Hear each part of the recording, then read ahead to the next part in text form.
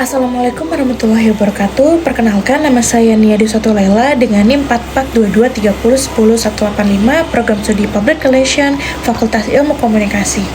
Di video ini, saya mau share hasil observasi saya tentang TikTok dan hubungannya dengan cyber culture, atau bahasa gampangnya, budaya yang terbentuk dari aktivitas kita di dunia digital.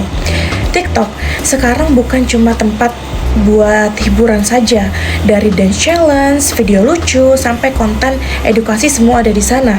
Tapi yang menarik lewat TikTok, kita bisa lihat bagaimana manusia beradaptasi dan menciptakan budaya baru di dunia maya. Nah, lewat video ini saya bakal bahas hasil pengamatan saya tentang perilaku pengguna TikTok dan gimana menggambarkannya budaya cyber zaman sekarang. Saya memilih TikTok karena platform ini adalah salah satu media sosial yang paling berpengaruh di dunia sekarang.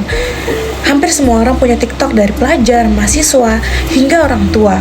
Setiap harinya ada jutaan video baru yang diunggah dan dibagikan. Dari sini saya tertarik buat meneliti bagaimana perilaku pengguna TikTok bisa mencerminkan budaya cyber atau cyber culture.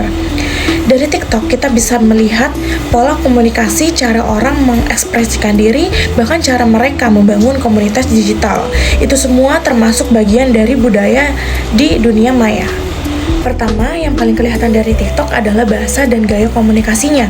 Pengguna TikTok punya cara ngomong yang khas, kadang lucu, santai, dan penuh istilah baru.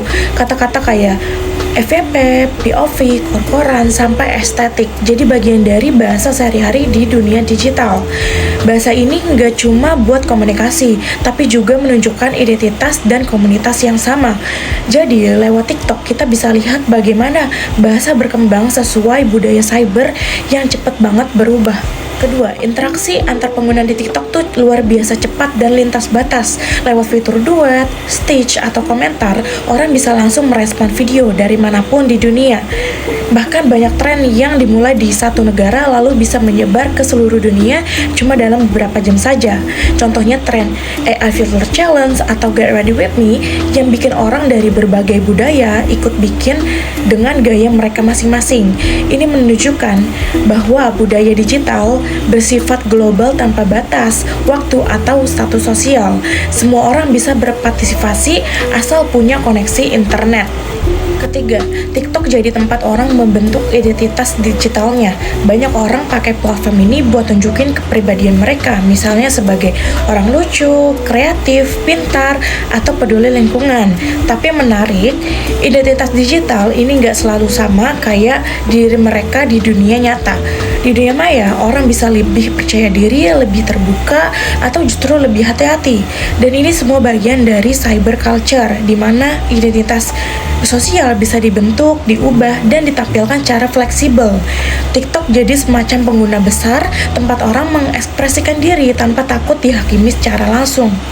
Selain itu, budaya viral di TikTok juga punya pengaruh sosial yang kuat banget. Setiap minggu selalu ada tren baru, mulai dari gaya berpakaian, lagu, sampai challenge unik.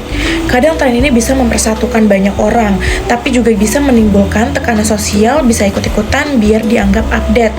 Ini salah satu ciri khas cyber culture, yaitu budaya yang terbentuk dari algoritma, tren cepat, dan kebutuhan manusia buat tetap eksis di dunia maya.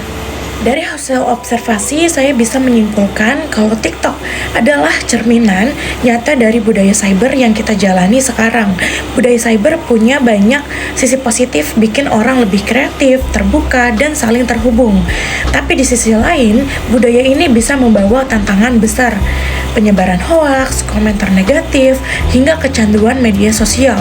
Kadang, orang lebih fokus dapat like atau view daripada berpikir tentang dampak dari konteksnya. Nah, disinilah pentingnya etika digital. Gimana kita bisa tetap menghargai orang lain, berpikir kritis, dan enggak asal share informasi. Karena kalau kita salah mengelola budaya cyber yang tadinya bisa jadi ruang positif, malah berubah jadi sumber konflik dan salah paham. Jadi dari hasil observasi ini saya bisa simpulkan bahwa TikTok bukan sekedar platform hiburan, tapi juga ruang tempat budaya cyber berkembang pesat. Di sana kita bisa belajar tentang komunikasi, kreativitas, dan bagaimana teknologi membentuk cara kita berinteraksi.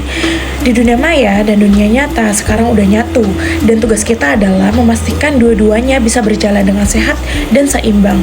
Yuk jadi pengguna media sosial yang cerdas, berpikir kritis, dan tetap menghargai orang lain.